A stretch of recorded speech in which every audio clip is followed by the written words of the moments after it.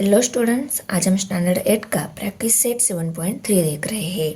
इसमें हमारा question first है, which of the following statements are of inverse variation. कौन सा स्टेटमेंट इनवर्स वेरिएशन का है, यह हमें राइट करना है। ओके, फर्स्ट स्टेटमेंट दिया है यहाँ पे, number of workers on a job and time taken by them to complete the job. दो क्वांटिटीज है यहाँ पे, number of workers and time taken by them to complete the job. Okay, ये दोनों क्वांटिटीज है। इन दोनों क्वांटिटीज का relation कैसा है, ये हमें पहले देखना होगा। ये दोनों क्वांटिटी इनवर्स वेरी होती है या डायरेक्ट वेरी होती है। ओके, अगर नंबर ऑफ वर्कर्स, कोई भी वर्क करने के लिए नंबर ऑफ वर्कर्स अगर हम बढ़ा लेते हैं तो वो वर्क जो है वो कम टाइम में फिनिश हो जाएगा। ओके, मीन्स ये दोनों क्वांटिटीज की स्थिति कौन सी है, उलट स्थिति है या सेम स्थिति है। मीन्स एक को बढ़ा लिया, दूसरी कम हो रही है, ये क्या है, उलट स्थिति है। नंबर ऑफ वर्कर्स, हमने कोई भी वर्क करने के लिए अगर वर्कर्स बढ़ाए तो वर्क क्या हो जाएगा, कम टाइम में फिनिश हो जाएगा। करेक्ट ना, ये उलट स्थिति है। उलट स्थिति को ही हम इनवर्स वेरिएशन बोलते हैं। तो ये स्टेटमेंट कौन सा है, इनवर्स वेरिएशन का है। यहाँ पे इंक्रीज और डिक्रीज ये वर्ड लगेंगे। एक क्वांटिटी को इंक्रीज किया, दूसरी डिक्रीज हो जाएगी। एक को डिक्रीज किया, दूसरी इंक्रीज हो जाएगी। उलट स्थिति है दोनों भी क्वांटिटीज की। ओके, तो यहाँ पे हम इस स्टेटमेंट को ऐसा लिख सकते हैं कि देखो, as the number of workers on a job increases, time taken by them to complete decreases. Okay, एक क्वांटिटी को इंक्रीज किया, दूसरी डिक्रीज हो रही है। इसका मतलब इन दोनों क्वांटिटी जो है ये इनवर्स वेरी हो रही है। ओके, उलट स्थिति है इन दोनों क्वांटिटीज की। ओके, तो यहाँ पे हम लिख सकते हैं, this is an statement of inverse variation. Okay, number of pipes of same size to fill a tank and time taken by them to fill the tank. Same size के number of pipes tank fill करने के लिए अगर हम बढ़ा लेते हैं तो टैंक जो है जल्दी क्या हो जाएगी, फिल हो जाएगी। करेक्ट ना, मीन्स पाइप्स को हमने बढ़ाया, टाइम क्या हो जाएगा, टैंक फिल होने का टाइम डिक्रीज हो जाएगा। एक को इंक्रीज किया, दूसरी डिक्रीज हो जाएगी। देखो, ये टैंक है, ये फिल करने के लिए पहले हम एक ही पाइप लगा लेते हैं। ये टैंक फिल करने के लिए सपोज 1 आवर इतना टाइम लगता था। ओके, ये टैंक फिल करने के लिए सेम टैंक है। ये टैंक फिल करने के लिए अगर हम 2 पाइप्स लगा लेते हैं तो ये जो टैंक है ये हाफ आवर में ही इस क्वांटिटी को बढ़ाया, ये क्वांटिटी क्या हो रही है, कम हो रही है। ओके, आया समझ में। एक को बढ़ाया, दूसरी डिक्रीज हो रही है। ये दोनों क्वांटिटी जो है इनकी उलट स्थिति है, ये इनवर्सली वेरी हो रहे हैं। ओके, तो यहाँ पे हम ऐसा लिख सकते हैं, as the number of pipes of same size to fill a tank increases, time taken by them to fill the tank decreases. Okay, एक क्वांटिटी को बढ़ाया, दूसरी डिक्रीज हो रही है, इनकी उलट स्थिति है दोनों क्वांटिटीज की। ये स्टेटमेंट इनवर्स वेरिएशन का है। Okay, this is an statement of inverse variation. Okay, third number statement है, petrol fill in the tank of vehicle and its cost.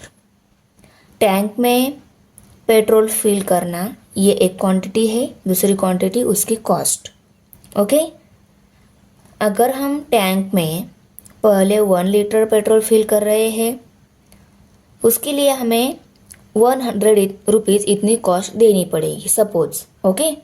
उसके बाद अगर हम 2 लीटर पेट्रोल टैंक में फिल कर रहे हैं, उसके लिए हमें 200 रुपीज़ इतनी कॉस्ट देनी पड़ेगी। एक क्वांटिटी को बढ़ा लेते हैं, दूसरी क्वांटिटी भी बढ़ रही है। इनकी स्थिति कैसी है? सेम स्थिति है। मीन्स ये स्टेटमेंट इनवर्स वेरिएशन का नहीं है, ये डायरेक्ट वेरिएशन का स्टेटमेंट है। तो इसको हम यहाँ पे ऐसा लिख सकते हैं क्या? As the petrol filled in the tank of a vehicle increases, its cost also increases. एक को इंक्रीज किया, दूसरे भी इंक्रीज हो रही है, इनकी सेम स्थिति है, दोनों भी इंक्रीज हो जाएंगे या दोनों भी डिक्रीज हो जाएंगे। तो यहाँ पे हम लिखेंगे this is not an statement of inverse variation. Statement number 4 है area of a circle and its radius. तो देखो ये एक सर्कल है, ये अंदर का जो स्पेस है ये सर्कल का एरिया हो गया, ओके। और सर्कल के सेंटर से लेकर सर्कल के पॉइंट तक ये लाइन जो ड्रॉ की है ये रेडियस है। दोनों क्वांटिटी जो है वो एक साथ बढ़ रही है, एक साथ कम हो रही है। एरिया बढ़ाई तो रेडियस भी बढ़ रही है, एरिया कम कर दी तो रेडियस भी कम हो रही है। दोनों क्वांटिटीज की स्थिति एक साथ कम हो रही है, एक साथ बढ़ रही है, सेम स्थिति है। ये डायरेक्ट वेरिएशन का स्टेटमेंट है। As the area of a circle increases, then its radius also increases. Area बढ़ाई तो रेडियस भी बढ़ रही है। This is not an statement of inverse variation. Question number 2 है if 15 workers can build a wall in 48 hours, how many workers will be required to do the same work in 30 hours। देखो wall build करने का काम है, वो काम 15 workers 48 our में कर रहे हैं, ओके। और कितने वर्कर्स लगेंगे कि वो काम 30 आवर में फिनिश हो जाए? क्या लगता है आपको? तो देखो वॉल बिल्ड करने का काम है, वर्कर अगर हम बढ़ा लेते हैं तो 48 आवर का काम कम टाइम में फिनिश हो जाएगा, करेक्ट। वर्कर्स को बढ़ा लेते हैं तो काम जो है वॉल बिल्ड करने का वो कम टाइम में फिनिश हो जाएगा, करेक्ट ना। तो ये एग्जाम्पल है इनवर्स वेरिएशन का। दोनों क्वांटिटीज़ को, ये क्वांटिटी जो है number of workers and time, okay, ये दोनों क्वांटिटी इन्वर्सली वेरी हो रही है और इनको हम एन एंड टी कंसिडर करके यहाँ पे पहले राइट कर ले। N q number of workers and t q time है ना, वर्क का टाइम, इसीलिए इनको एन एंड टी हम कंसिडर करके यहाँ पे राइट कर लेते हैं। Let the number of workers be n and the time to build a wall in hours be t, okay. Number of workers को n कंसिडर कर लिया and time taken to build a wall in hour जो है उसको t consider कर लिया। अभी n and t इन दोनों क्वांटिटीज़ का रिलेशन कैसा है? इनवर्स वेरी रिलेशन है। तो उनको हम कैसे लिखेंगे? n is inversely vary with t, okay, therefore n equal to k by t, okay। इसमें k क्या है? कांस्टेंट है, k is a constant, okay, k constant है। अभी कांस्टेंट है, इसकी वैल्यू फिक्स है, पर इसकी वैल्यू हमें पहले निकालनी होगी ना। तो ये वैल्यू निकालने के लिए इसको हम रीअरेंज कर लेते हैं। के की वैल्यू निकालनी है तो टी को हमें इस साइड में शिफ्ट करना होगा। तो टी यहाँ पे डिवाइड है, इस साइड में मल्टीप्लाइड हो जाएगा। तो कैसे आएगा, therefore n multiplied by T equal to k. T यहाँ पे डिवाइड था, इस साइड में मल्टीप्लाइड हो जाएगा। तो n multiplied by T equal to k, ये इक्वेशन मिल गया। अभी इस इक्वेशन में हमें के कांस्टेंट वैल्यू निकालनी है। इसके लिए हम एन एंड टी ये दोनों वैल्यू पुट कर लेते हैं। तो number of workers 15 and time 48 hour ये यहाँ पे पुट कर लेते हैं। 15 मल्टीप्लाइड बाय 48 इक्वल टू के। इनकी मल्टीप्लिकेशन कर लेते हैं। 48 मल्टीप्लाइड बाय 15, 15 8 जार 120, 120 का जीरो यहाँ पे कैरी 12 आ गया। 50 60, 60 प्लस 12 72। ओके, तो यहाँ पे 720 आ गया के वैल्यू। तो यहाँ पे हम 720 इक्वल टू के से राइट कर लेते हैं। कांस्टेंट वैल्यू मिल गई है, इक्वेशन भी है हमारे पास।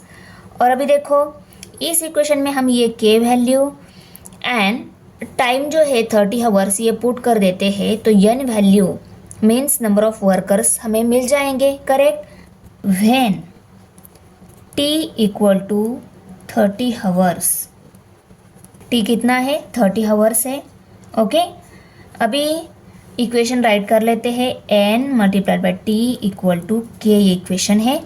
इसमें के वैल्यू इक्वल टू 720, टी जो है 30 और एन वैल्यू हमें निकालनी है, उसको हम एज इट इज़ लिखेंगे। ओके, भी एन वैल्यू निकालनी है, 30 को हमें इस साइड में शिफ्ट करना होगा। 30 यहाँ पे मल्टीप्लाइड है, इस साइड में डिवाइड हो जाएगा, correct. Therefore n equal to 720 divided by 30। इस जीरो के साथ ये जीरो कट हो गया। 3 1 जार 3, 3 2 जार 6, 7 में से 6 सब्सट्रैक्ट हो गए, 1 रह गए, 12 हो गए। 3 4 जार 12। तो एन की वैल्यू कितनी मिल गई 24। Therefore n equal to 24। हम 30 आवर में काम कंप्लीट करना चाहते हैं तो हमें 24 इतने नंबर ऑफ पर्सन वो काम के लिए लगाने होंगे। ओके, तब वो और बिल करने का काम है ना, वो 30 आवर में कंप्लीट हो जाएगा। करेक्ट बोल रही हो ना? Okay, 24 workers will be required. Question number 3 है 120 bags of half liter milk can be filled by a machine within 3 minutes.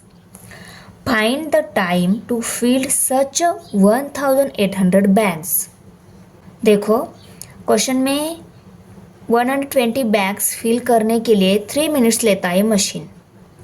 अगर हम 120 की जगह 1800 बैग फिल करना चाहते हैं मिल्क के, तो उसके लिए टाइम 3 मिनट से ज़्यादा लगेगा। मीन्स अगर हम बैग्स बढ़ा लेते हैं उसके लिए टाइम भी बढ़ रहा है, बैग्स बढ़ा लेते हैं उसके लिए टाइम भी बढ़ जाता है। ये दोनों क्वांटिटीज़ एक साथ बढ़ रही है, एक साथ कम हो जाएगी। ओके, इसका मतलब ये दोनों क्वांटिटीज़ डायरेक्टली वेरी हो रही है। यहाँ पे सेम स्थिति दिख रही है दोनों की, एक बढ़ रही है तो दूसरी भी बढ़ रही है, एक कम की तो दूसरी भी कम हो जाएगी। इसका मतलब ये दोनों क्वांटिटीज डायरेक्टली वेरी हो रही है, इनमें सेम स्थिति है। The time taken to fill a bags of milk varies directly. Okay, the number of bags. अभी नंबर ऑफ बैग्स को हम n कंसिडर कर लेते हैं और उनके लिए जो टाइम लगेगा वो t कंसिडर करके यहाँ पे राइट कर लेंगे। Let the number of bags be n and the time taken to fill it in minutes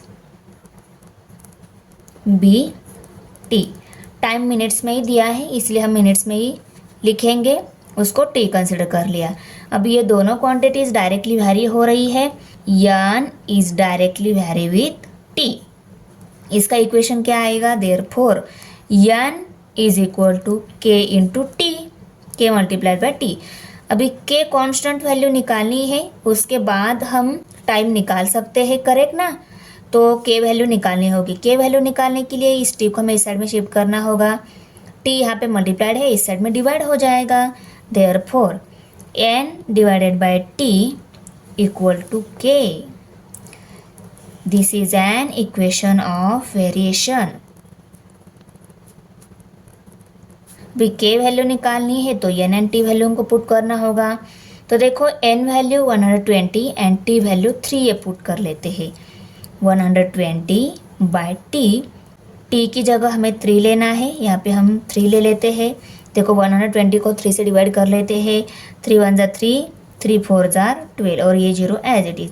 के वैल्यू कितनी मिल रही है? 40। देयरफॉर के इक्वल टू 40। ओके। व्हेन अभी देखो बैग्स 1800 अगर हमें फिल करने हैं उसके लिए कितना टाइम लगेगा वो निकालना है। बैग्स को हमने n कंसिडर कर लिया है, तो यहाँ पे हम लिखेंगे व्हेन n इक्वल टू 1800। अगर हमें n 1800 दिया है, k भी 40 निकाल लिया है हमने, तो हम ये इक्वेशन की हेल्प से t वैल्यू इजीली निकाल सकते हैं। इक्वेशन राइट कर लिया यहाँ पे। k वैल्यू है हमारे पास, n वैल्यू भी है हमारे पास, t वैल्यू हम निकालेंगे। n एंड k की वैल्यू पुट कर ली। t वैल्यू अगर हमें निकालनी है, डिनोमिनेटर में है इसलिए हमें पहले t को ही शिफ्ट करना होगा। तो हम यहाँ पे लिख लेते हैं therefore 1800 equal to 40 multiplied by t। देखो अभी ये न्यूमरेटर में आ गया। जो वैल्यू निकालनी है उसको पहले हमें न्यूमरेटर में शिफ्ट करना होगा, उसके बाद हम इसकी वैल्यू इजीली निकाल सकते हैं। इसलिए t डिनोमिनेटर में था, उसको हमने न्यूमरेटर में शिफ्ट कर दिया। अभी t की वैल्यू निकालनी है तो 40 को हम इस साइड में शिफ्ट कर लेंगे। 40 यहाँ पे मल्टीप्लाइड है, इस साइड में डिवाइड हो जाएगा। t की वैल्यू निकालने 40 को हम इस साइड में शिफ्ट कर लेते हैं। 40 यहाँ पे मल्टीप्लाइड है, इस साइड में डिवाइड हो जाएगा। तो 1800 डिवाइडेड बाय 40। इस जीरो के साथ ये जीरो कट हो गया। 4 1 ज़ा 4, 4 4 ज़ा 16। 80 में से 16 सब्सट्रैक्ट हो गए, 2 रह गए, 2 एंड 0 20, 4 5 ज़ा 20, 45 आंसर आ गया टी का। ओके, मीन्स टाइम कितना लगेगा? 45 मिनट्स इतना टाइम लगेगा वो 1800 बैग फिल करने के लिए। 45 minutes to fill 1800 bags। Okay. Question number 4 है, a car with speed 60 kilometre per hour takes 8 hours to travel some distance. एक कार को 60 किलोमीटर स्पीड से डिस्टेंस कंप्लीट करने के लिए 8 आवर इतना टाइम लगता है। ओके। अभी बोला क्या गया है? What should be the increases in the speed of the some distance to be covered in 7.5 hours. तब वो उतना ही डिस्टेंस हमें 7.5 आवर में कंप्लीट हो जाएगा। ध्यान से देखो, ये दोनों क्वांटिटीज जो है स्पीड एंड टाइम, ये कैसे वेरी हो रहे हैं? इन्वर्सली वेरी हो रहे हैं या डायरेक्टली वेरी हो रहे हैं? इनकी स्थिति सेम है या उलट स्थिति है? देखो, वो डिस्टेंस कवर करने के लिए अगर हम स्पीड को बढ़ा लेते हैं 60 किलोमीटर पर आवर, ये स्पीड को हमने 70 किलोमीटर कर दिया, तो 8 आवर में जो टाइम कवर हो रहा था वो 8 से कम आवर में फिनिश हो जाएगा। करेक्ट ना? तो ये दोनों क्वांटिटीज जो है स्पीड एंड टाइम, ये क्या है? उलट स्थिति में है, इन्वर्सली वेरी हो रहे हैं। करेक्ट? स्पीड एंड टाइम, इन दोनों क्वांटिटीज़ को s एंड t कंसिडर करके यहाँ पे पहले राइट कर लेते हैं। At the speed of the car bs and the time taken to travel some distance bt। Okay, ये दोनों क्वांटिटीज इन्वर्सली वेरी हो रही है, उनको हम लिख लेते हैं S is inversely vary with t। Okay, therefore S equal to k by t. अभी के की वैल्यू अगर हम निकाल लेते हैं, क्योंकि के कांस्टेंट रहता है, के की वैल्यू निकाल लेते हैं, बाद में हमें जो पूछी गई वैल्यू है उसको निकालना इजी जाएगा, हमें स्पीड निकालना इजी जाएगा। ओके, तो के वैल्यू को निकालने के लिए टी को हम इस साइड में शिफ्ट कर देते हैं, टी इस साइड में डिवाइड है, इस साइड में मल्टीप्लाइड हो जाएगा। Therefore S multiplied by T equal to K. This is an equation of variation. देखो के की वैल्यू निकालनी है तो ये दोनों वैल्यूज को यहाँ पे पुट करना होगा। तो yes and T, speed and time, इस एग्जांपल में हमें पहले दिया हुआ है, वो दोनों वैल्यूज को हम पुट कर लेते हैं, 60 एंड 8। ओके, ये हावर में है, इक्वल टू के। मल्टीप्लिकेशन कितनी आएगी, 8 6 जार 48, और ये जीरो है उसको राइट कर लिया, इक्वल टू के कितना आ रही है, 480। अभी देखो के वैल्यू हमें मिल गई है, इक्वेशन भी मिल गया है, टाइम दिया गया है 7.5 आवर दिया हुआ है। इस 7.5 को हम 7.5 इक्वल ही रहता है, टी 7.5 दिया है, के वैल्यू हमने निकाल ली है, इक्वेशन भी है हमारे पास, S multiplied by T equal to K value put कर लेते हैं, टी वैल्यू भी पुट कर लेते हैं, स्पीड हम इजीली निकाल लेंगे।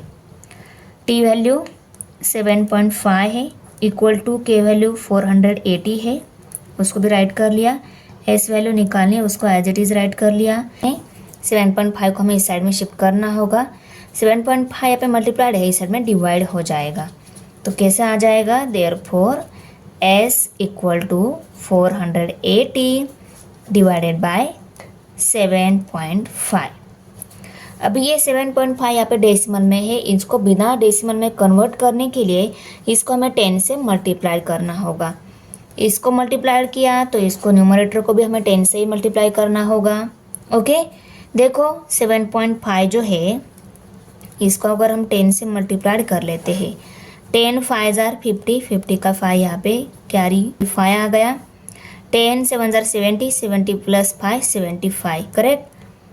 अभी मल्टीप्लिकेशन में इन दोनों में डेसिमल पॉइंट के राइट साइड में एक डिजिट है, तो आंसर में भी एक डिजिट आना चाहिए, इसी जगह हम डेसिमल पॉइंट देंगे। तो यहाँ पे दिया, देखो 7.5 को अगर हम 10 से मल्टीप्लाई कर लेते हैं तो आंसर 75 मिल जाता है, बिना डेसिमल में हमारा आंसर मिल जाता है। तो यहाँ पे 75 आ जाता है, और इसको किया तो इसको न्यूमरेटर को भी हमें 10 से मल्टीप्लाई करना होता है, इसको 10 से मल्टीप्लाई कर लिया तो इसके ऊपर सिर्फ एक जीरो बढ़ जाता है, 4800 ऐसा आ जाता है। ओके, अभी हम इसको 75 से इजीली डिवाइड कर सकते हैं। अभी देखो इन दोनों नंबर में 0 एंड 5 यूनिट प्लेस है, 0 एंड 5 यूनिट प्लेस वाले नंबर 5 से इजीली डिवाइड हो जाते हैं। इनको हम 5 से डिवाइड करके स्मॉल फ्रैक्शन में पहले कन्वर्ट कर लेते हैं। ओके, यहाँ पे 7 है, देखो 5 1 ज़ा 5, 7 में से 5 सब्सट्रैक्ट हो गए, 2 रह गए, 2 एंड 5 25, 5 5 ज़ा 25। अब यहाँ पे देखो 48 है, 5 9 ज़ा 45, 48 में से 45 सब्सट्रैक्ट हो गए, 3 रह गए, 3 एंड 0 30 हो गए, 5 6 जार 30, और ये जीरो है उसको हमने एज इट इज़ राइट कर लिया। अभी 960 डिवाइडेड बाई 15 ये आंसर है, 960 को 15 से इजीली डिवाइड कर सकते हैं हम, 15 1 ज़ा 15, 15 6 जार 90, 96 में से 90 सब्सट्रैक्ट हो गए, 6 रह गए, 6 एंड 0 60 हो गए, 15 4 जार 60, क्या आंसर आ गया, 64। Therefore S equal to 64।